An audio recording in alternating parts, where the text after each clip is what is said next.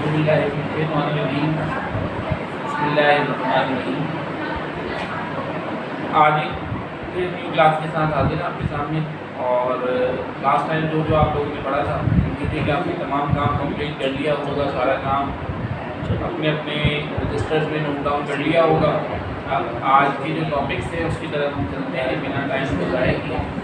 और at the end of the class में आप लोगों को रिव्यू भी दे दूँगा। आज की जो क्लास है वो इस हवाले से बड़ी अहम है कि इसमें चार्ज वगैरह का जिक्र हो रहा है और ये चीज़ें ऐसी हैं जो बड़ी मतलब अहम होती हैं। इनको अगर आप पॉइंट वाइज नोट कर लें और याद ना भी करें तो आप अपनी वर्डिंग में ओन वर्डिंग में लिख के आ सकते हैं इन द एग्जामिनेशन। बस आपको ये करना है, अपना माइंड थोड़ा सा ब्रॉड करना है, मतलब आप इस काबिल हो कि आप थोड़ा बहुत अपने पास से भी लिख सकें। तो ये जो पॉइंट्स है ये बराए मेहरबानी नोट डाउन कर लीजिएगा। तो पॉइंट की शक्ल में नोट करने से फ़ायदा ही होगा कि आप अपनी वर्डिंग में जब लिखेंगे तो आपको तभी मैटर याद नहीं करना होगा। This is the reason that's why today's class is very important for all of the students. तो आज के जो टॉपिक्स हैं उसमें सबसे पहला जो टॉपिक है हमारा वो properties of electron, proton and neutron के हवाले से। तो प्रॉपर्टीज़ को मैं अब आप लोगों को डिफाइन करने जा रहा हूँ। तो आप लोग चाहें तो एक पेंसिल और एक रजिस्टर लेके साथ बैठ जाएँ ताकि आप हैंड टू हैंड इसको लिख सकें और वक्त ज़रूरत इसको आप फिर याद करके अपनी वर्डिंग में लिख सकें। You must be able to write your own wording because आपको नहीं पता एग्जाम में कौन सा सवाल किस हवाले से आ जाता है। तो आपके पास मैटर याद करने का बहुत ज़्यादा है, काफ़ी तवील मैटर है। तो मैं नहीं चाहूँगा आप तमाम चीज़ें वर्ड टू वर्ड याद करें, बल्कि आप कुछ ऐसे अहम पॉइंट याद कर लें कि आप उनको फिर बना के लिख सकें अपने पास से, ताकि आपको याद करने में जो अक्सर स्टूडेंट शिकायत करते हैं हम भूल गए, उस शिकायत से आप बच सकें। तो ये आज का मेरा अहम मुद्दा है कि आप लोग जब याद करने बैठें तो पॉइंट बना लें और पॉइंट्स की मदद से किसी भी टॉपिक को याद करें ताकि फिर आप लोग उसको भूलें नहीं। तो पहला जो टॉपिक है आज का properties of electron, proton and neutron, उसकी तरफ हम चल रहे हैं बिना वक्त को ज़ाया किए।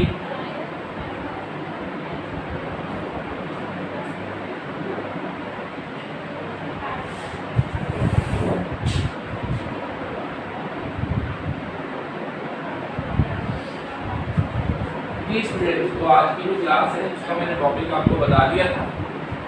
तो तीन पॉइंट्स हमने नोट डाउन करने, इलेक्ट्रॉन्स के भी, प्रोटॉन्स के भी और न्यूट्रॉन की भी। तो इलेक्ट्रॉन की सबसे पहले मैं बात कर रहा हूँ चार्ज के हवाले से। चार्ज आप लोगों को मैंने बताया था किसे कहते हैं और चार्ज बड़ी अहमियत का हामिल होता है किसी भी पार्टिकल के हवाले से। और सबसे पहले इसीलिए यहाँ पर चार्ज का जिक्र किया जा रहा है। तो इलेक्ट्रॉन में से मैंने बता दिया था आपको इनर लास्ट चार्ज के इलेक्ट्रॉन कैरी नेगेटिव चार्ज। तो यहाँ पर चार्ज के हवाले से अगर हम बात करें फर्स्ट पार्टिकल की, तो फर्स्ट पार्टिकल हमारा इलेक्ट्रॉन है यहाँ पर जो लिखा हुआ है और उस पर चार्ज कौन सा जनाब, नेगेटिव। ये पॉइंट की शक्ल में मैंने लिखा है। If you will write it in your own wording, तो पॉइंट की शक्ल में आप नहीं लिखेंगे, याद करते वक्त पॉइंट की शक्ल में ज़रूर याद कर लेंगे, लेकिन जब आप इसको अपनी वर्डिंग में लिखेंगे तो आप इस तरीके से लिख सकते हैं electrons carry negative charge. Main point इसमें नेगेटिव था, वो आप याद कर लें, पेपर में अपनी वर्डिंग में लिखते हैं जनाब इलेक्ट्रॉन्स कैरी नेगेटिव चार्ज। इसी तरीके से प्रोटॉन सेकंड पार्टिकल की बात हम कर लें। अगर आज का सेकंड पार्टिकल जो हमारा इस टॉपिक का वो है प्रोटॉन, और प्रोटॉन का जो यहाँ पर चार्ज के हवाले से जिक्र किया जा रहा है वो है पॉजिटिव। इट मीन्स दैट आप जब अपनी वर्डिंग में लिखें तो ये लिख सकते हैं, आप ये कह सकते हैं, आप ये बोल सकते हैं आप कि all protons carry positive charge. जितने भी प्रोटॉन होते हैं उन पर मस्बत चार्ज होता है। तो ये जो पॉइंट लिखा हुआ है इस पॉइंट को आप याद कर लें और अपनी वर्डिंग में वहाँ लिख दीजिएगा ऑल प्रोटॉन्स या proton carry positive charge. Urdu में अगर आप किसी को बताना चाहें तो कह सकते हैं कि जो दूसरा ज़र्रा होता है हमारा किसी भी एटम का, तो उस पर प्रोटॉन पर मस्बत बार होता है, मस्बत चार्ज होता है। थर्ड पार्टिकल जो आज का हमारा इस हवाले से वो है न्यूट्रॉन। और न्यूट्रॉन की अगर हम बात कर लें तो आपको यहाँ पर पॉइंट मिल रहा है न्यूट्रल। इट मीन्स दैट कि आप इसको वर्डिंग में लिखेंगे न्यूट्रॉन्स कैरी नो चार्ज, इन पर कोई चार्ज नहीं होता बाय द नेचर ये न्यूट्रल हो गया, और न्यूट्रल ऐसे पार्टिकल्स को कहते हैं जिन पर कोई चार्ज ना हो। यानी उर्दू में अगर आपसे कोई पूछे तो आप ये कह सकते हैं कि न्यूट्रॉन बेबार ज़र्रा होता है, बेचार्ज होता है, इस पर कोई चार्ज नहीं होता, तादीली ज़र्रा होता है। ये थी हमारी फर्स्ट पॉइंट के हवाले से, तीनों के हवाले से मैंने बता दिया। चार्ज जो हमारा फर्स्ट पॉइंट था, चार्ज को डिफाइन कर रहा था फर्स्ट पॉइंट। उस फर्स्ट पॉइंट में आपने देखा कि इलेक्ट्रॉन पर नेगेटिव चार्ज था, प्रोटॉन पर पॉजिटिव चार्ज था और न्यूट्रॉन पर कोई चार्ज नहीं था। सेकेंड पॉइंट जो आज का हमारा है वो है properties of electron, proton and neutron के हवाले से, वो है क्वांटिटी ऑफ चार्ज। उर्दू में इसको कहते हैं चार्ज की मिकदार। तो जनाब आपने अभी जो नेगेटिव या पॉजिटिव दिखा या नो चार्ज दिखा, उनकी एक ख़ास मिकदार होती है, इसको शुमार किया जाना बड़ा इंपॉर्टेंट है, याद किया जाना भी बड़ा इंपॉर्टेंट है। तो मैंने आपको सिर्फ वो वैल्यू लिखी है जो उसकी क्वांटिटी है, वर्डिंग में नहीं लिखा, इसको आपने अपनी वर्डिंग में लिखना है। मैंने यहाँ पे लिखा है क्वांटिटी ऑफ चार्ज इलेक्ट्रॉन के हवाले से जो है वो है 1.602 × 10⁻⁻19 कूलम। याद रखिएगा चार्ज की जो पैमाइश की जाती है वो कूलम में की जाती है। हर एक क्वांटिटी का ख़ास यूनिट होता है, हर मिकदार को नापने का एक ख़ास पैमाना होता है, ख़ास इकाई होती है। एंड क्वांटिटी ऑफ चार्ज या चार्ज की मिकदार का जो पैमाना है वो जो भी उसकी इकाई जो है वो कूलम है। ओके, तो इलेक्ट्रॉन की अगर हम बात करें तो उसमें चार्ज की मिकदार होती है 1.602 × 10⁻⁻19 कूलम। आप इसको अपनी ओन वर्डिंग में किस तरह लिखेंगे जनाब? आप लिखेंगे the quantity of charge on electron या इन इलेक्ट्रॉन इज 1.602 × 10⁻⁻19। इसी तरीके से सेकंड पार्टिकल की हम बात कर लेते हैं। सेकंड पार्टिकल हमारा प्रोटॉन है और इसमें जो क्वांटिटी ऑफ चार्ज है जनाब वो है 1.602 × 10⁻⁻19, मतलब सेम एज इलेक्ट्रॉन। तो ये चीज़ आज आपने देखी कि क्वांटिटी ऑफ चार्ज की अगर हम बात करें तो चाहे इलेक्ट्रॉन हो चाहे प्रोटॉन हो, इक्वल होती है, उसमें अमाउंट ऑफ चार्ज या क्वांटिटी ऑफ चार्ज इक्वल होती है। उसको भी आप वर्डिंग में लिखना चाहें तो आप कह सकते हैं the quantity of charge in proton is 1.602 × 10⁻⁻19 coulomb. इसी तरीके से जब हम थर्ड पार्टिकल की बात कर लें तो आपने ऊपर देखा था उस पर तो कोई चार्ज ही नहीं होता, that's why it is called neutral particle, इसीलिए उसको तादीली ज़र्रा कहते हैं। तो यहाँ पर हमने लिखा हुआ नो चार्ज, यानी जब चार्ज ही नहीं है तो उसकी पैमाइश नहीं कर सकते, ना हम उसको कॉलम में अमाउंट का बता सकते हैं क्योंकि उसका चार्ज नहीं है। तो आप ये कह सकते हैं वर्डिंग में या लिख सकते हैं quantity of charge can not be defined for neutron because they carry no charge.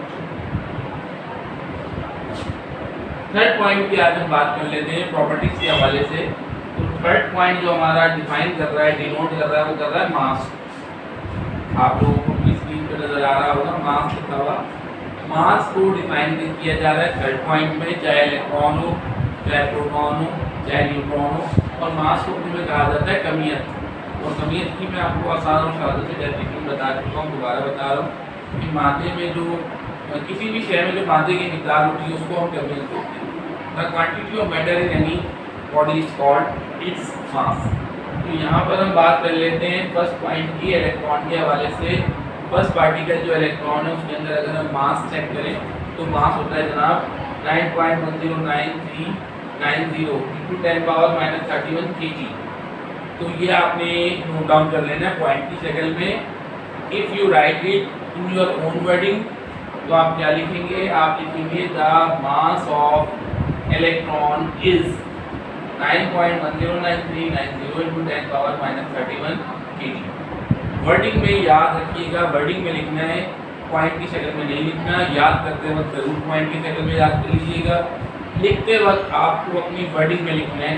और मैंने वर्डिंग बता दी, बड़ी आसान और सादा सी वर्डिंग है, आपको इंशाल्लाह कोई प्रॉब्लम नहीं होगी। You will not face any difficulty. 9.109390 × 10⁻31 kg। Wording में आप क्या लिखेंगे जनाब?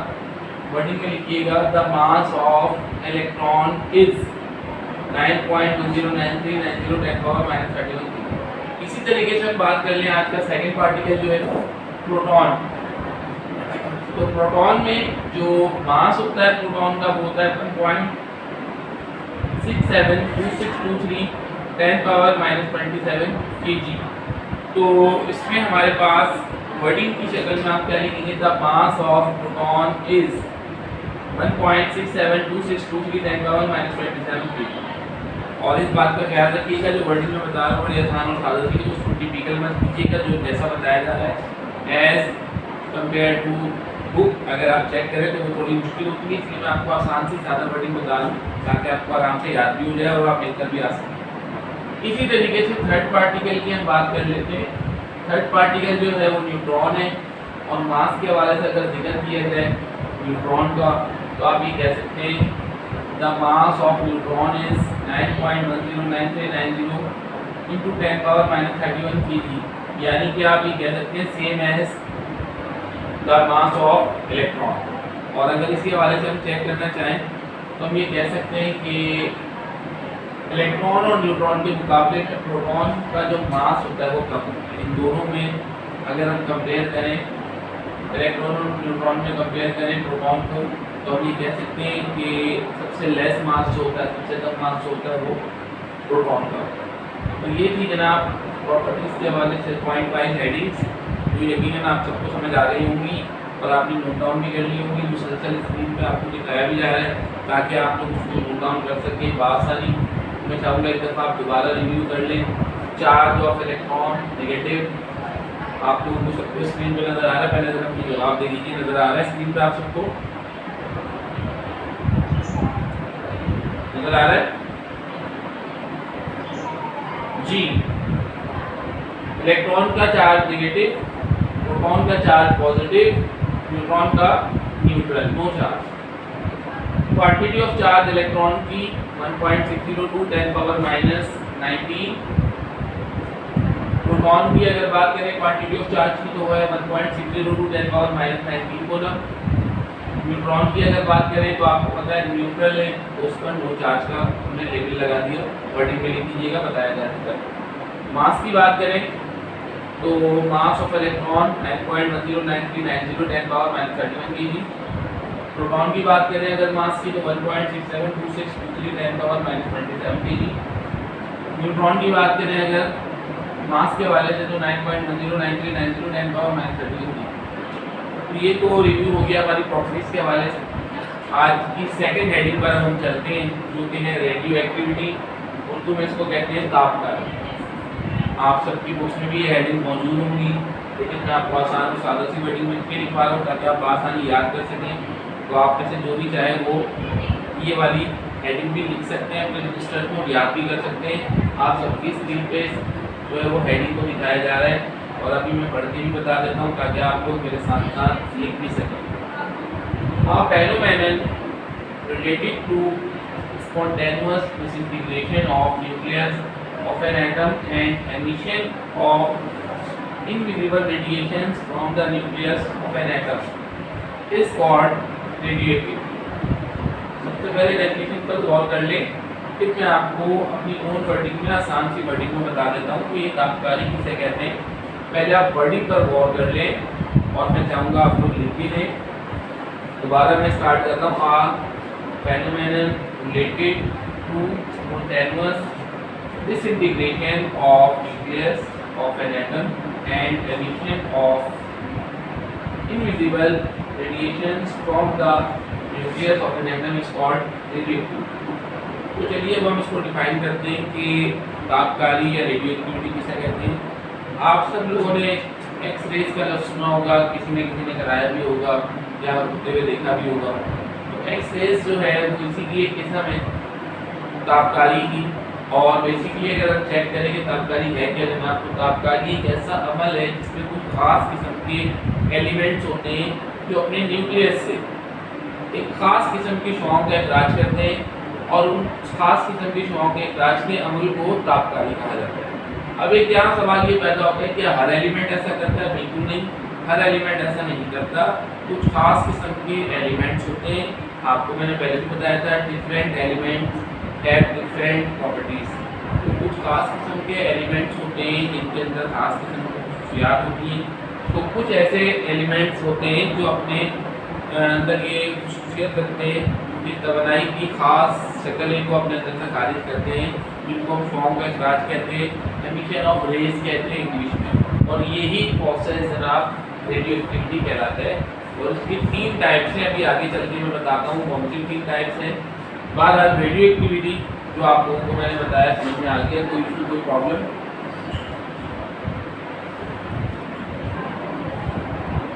किसी को कोई प्रॉब्लम है तो मैं दोबारा बता सकता हूँ उर्दू में, क्या डेफिनेशन समझ में आ गई है? मुझे जवाब देते ही यस या नो।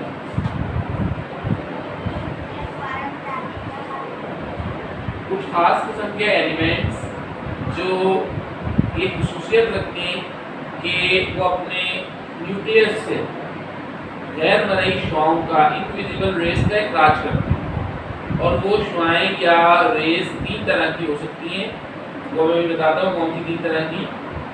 ये शुआओं का जो इखराज का अमल है, एमिशन ऑफ रेस का जो अमल है, इसे हम रेडियो एक्टिविटी या तापकारी का अमल कहते हैं। समझ आ गया बेटा जी। अब सेकेंड हेडिंग हमारी जो है वो है रेडियो एक्टिव सब्सटेंसेस, और उर्दू मैंने इसकी नहीं लिखी हूँ, मैं लिख देता हूँ आपकी आसानी के लिए। इसकी उर्दू है तापकार अनासर।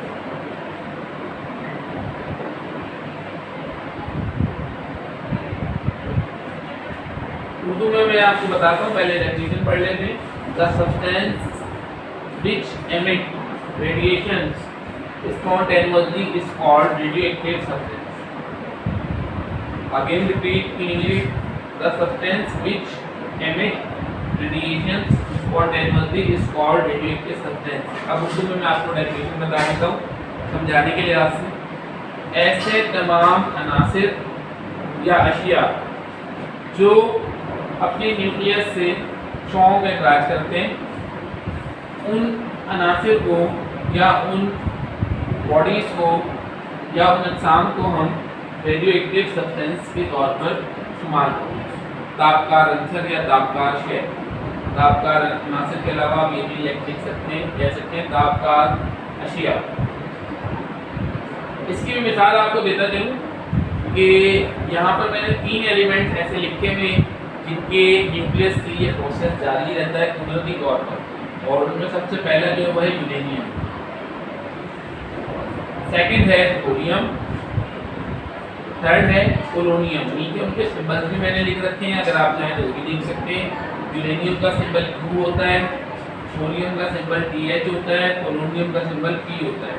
इनमें सबसे ज़्यादा एक्टिव हम अगर बात करें तो यूरेनियम है, और एटॉमिक बम जो बनाया जाता है एटमी बम का आपने लफ्ज़ सुना होगा, कितना खतरनाक होता है ये भी आपने सुना होगा।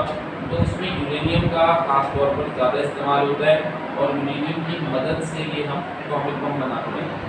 और इसके सबसे जो बड़े ज़खायर हैं या इस पर जो सबसे ज़्यादा काम किया जा रहा है वो आपने मुल्क कनाडा का नाम सुना होगा, कनाडा मुल्क का नाम सुना होगा। वहाँ पर इसका जो है वो सबसे ज़्यादा जो समझने पैदावारी है वो है, और उसके अलावा वहाँ पर इसके बहुत बड़े हेडक्वार्टर हैं जहाँ पर ये तजुर्बात वगैरह किए जाते हैं। सबसे बड़ा जो हेडक्वार्टर है वो कनाडा में।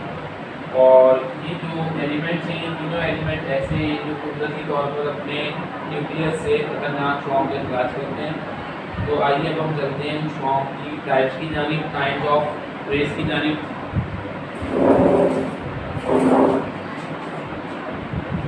तो अब उन तीनों शुआओं के नाम मैं बता रहा हूँ जो कोई भी एक रेडियो एक्टिव सब्सटेंस अपने न्यूक्लियस से खारिज कर सकता है। तो उनके नाम हैं जनाब अल्फ़ा, बीटा एंड गैमा।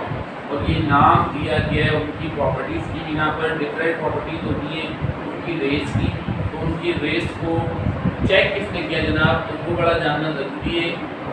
आपके सामने नाम लिखा हुआ नज़र आ रहा होगा, ब्रिटिश फिजिसिस्ट थे ये, ठीक है, तबियातदान थे, फिजिक्स के माहिर थे, अर्नेस्ट रदरफोर्ड। और इन्होंने अपना एक एटॉमिक मॉडल भी पेश किया था, वो भी आप लोगों ने आगे पढ़ना है। रदरफोर्ड एटॉमिक मॉडल के नाम से इनका एक एटॉमिक मॉडल भी आएगा। लेकिन ये जानना बड़ा ज़रूरी है कि इन प्रॉपर्टीज़ को किसने स्टडी किया। तो जनाब अर्नेस्ट रदरफोर्ड ने स्टडी किया, नाम लिखा हुआ नज़र आ रहा होगा आपकी स्क्रीन पर। और कौन से सन में किया जनाब, 1902 में, 1902 में इन्होंने स्टडी किया इन प्रॉपर्टीज़ को। और मैंने उन प्रॉपर्टीज़ के जो पॉइंट्स हैं वो बना दिए ताकि आप इजीली याद कर लें। तो अब चलते हैं फर्स्ट टाइप की जानिब। फर्स्ट टाइप है हमारी अल्फ़ा रेस, अल्फ़ा शुआएं भी कह सकते हैं। और इनका सिंबल ये आपकी स्क्रीन पर नज़र आ रहा होगा। अल्फ़ा रेस का ये सिंबल अल्फ़ा को डिफाइन करता है। और फर्स्ट पॉइंट इसी हवाले से मैं बता रहा हूँ, अल्फा रेज वर डिफ्लेक्टेड टूवर्ड्स नेगेटिव प्लेट। आप लोगों को लास्ट क्लास में बताया गया था कि जब कोई पॉइंट नेगेटिव प्लेट की तरफ जा रहा होता है तो उस पर अल्टरनेट चार्ज होता है, यानी कि पॉजिटिव चार्ज होता है, और अगर कोई पॉजिटिव प्लेट की तरफ जा रहा होता है तो उस पर नेगेटिव चार्ज होता है। क्योंकि मैंने बताया था आपको फोर्स ऑफ अट्रैक्शन तभी क्रिएट होती है जब डिफरेंट चार्जेस आमने सामने आते हैं, यानी कुव्वत कशिश जब भी पैदा होती है जब डिफरेंट चार्जेस आमने सामने आते हैं और तो एक दूसरे को वो अट्रैक्ट करें। सेम चार्जेस अगर सामने आ जाएंगे तो वो एक दूसरे को दूर धकेलेंगे, ना कि जुड़ेंगे बिल्कुल नहीं, वो एक दूसरे को दूर धकेलेंगे।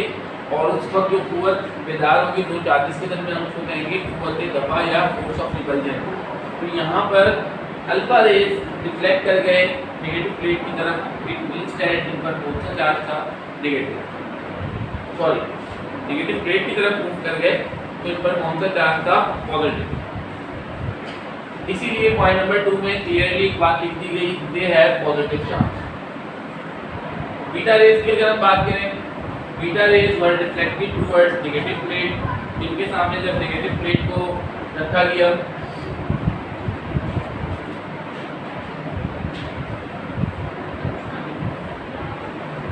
यहाँ पॉजिटिव आएगा।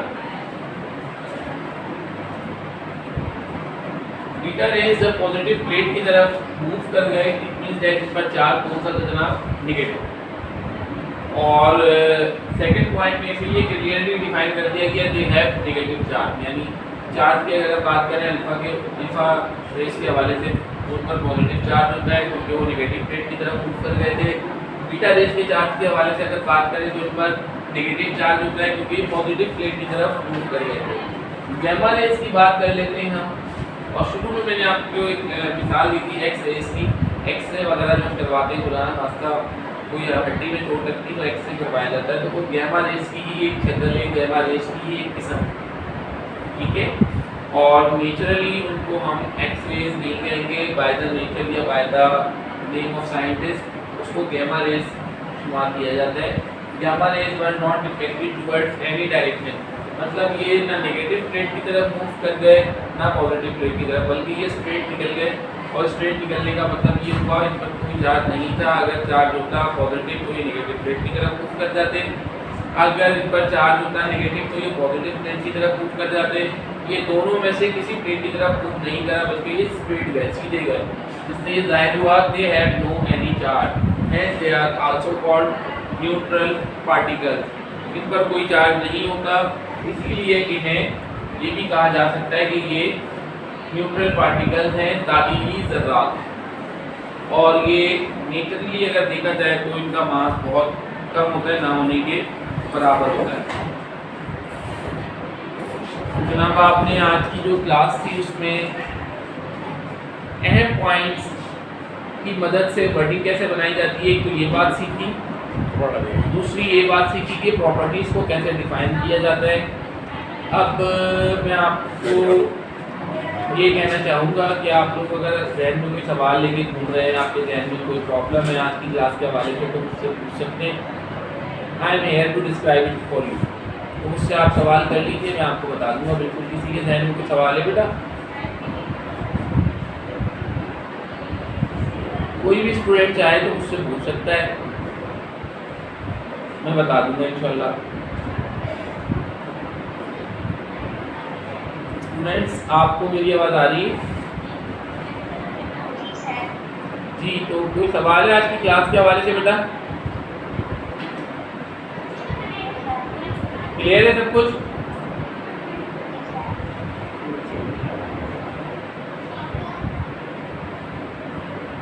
इसमा आ चुकी है, कॉफिया आ चुकी है, सुहेबा, रिशाइल, इन तमाम स्टूडेंट में से किसी के जहन में कोई सवाल नहीं है, इसका मतलब ये कि फिर इख्तिताम की तरफ हम चलते हैं अपनी क्लास के। लेकिन उससे पहले मैं एक चीज़ आपको ज़रूर बताना चाहूँगा कि तमाम काम जब आप लोग रजिस्टर्स में नोट डाउन करने लगे तो बराए मेहरबानी पॉइंट की शक्ल में नहीं लिखेंगे, जैसे मैंने लिख दिए पॉइंट डायरेक्ट, आप वर्डिंग की शक्ल में लिखेंगे।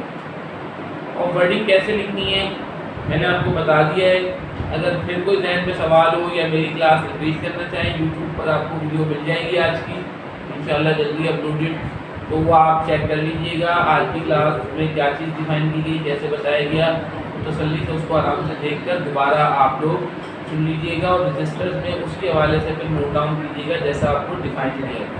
क्योंकि जब रजिस्टर्स चेक होंगे तो मैं नहीं चाहूँगा किसी का काम कटे या क्रॉस लगे उस पर, और मैं चाहूँगा सबका काम बहुत अच्छी राइटिंग में लिखा हुआ हो और ऐसा लिखा हुआ हो जिस पर मैं फेयर या गुड दे सकूँ। तो बराए मेहरबानी जब आप काम करें मेरी हिदायत को ज़रूर ध्यान में रखिएगा, ठीक है। आप स्टूडेंट में से अगर कोई कुछ कहना चाहे तो कह सकता है। जी ये असल में अभी स्टूडेंट्स को अलाउ नहीं है स्कूल में बुलाना बेटा, जैसे ही बुलाएंगे हम आपको नोटिस दे देंगे, इंशाल्लाह आप लोग आगे चेक करा लीजिएगा। जितना भी ज़्यादा काम हो वो चेक हो जाएगा, उस हवाले से आप परेशान ना हो। जी तो आफ्टर ईद आप एक काम कीजिएगा, आप में से जो भी आना चाहे वो रजिस्टर जमा करा के चले जाएँ, आपको नेक्स्ट डे चेक होके मिल जाएगा। लेकिन ख्याल रखिएगा वो डेज जिस दिन आप आएँ वो थर्सडे या मंडे हो, ताकि फिर मैं आके चेक कर दूँ। इन 2 डेज़ में मैं आपको पता स्कूल, इन 2 डेज़ में मैं आपका काम चेक कर दूँगा, तो आप ईद के बाद आगे किसी भी दिन चेक करा दीजिएगा।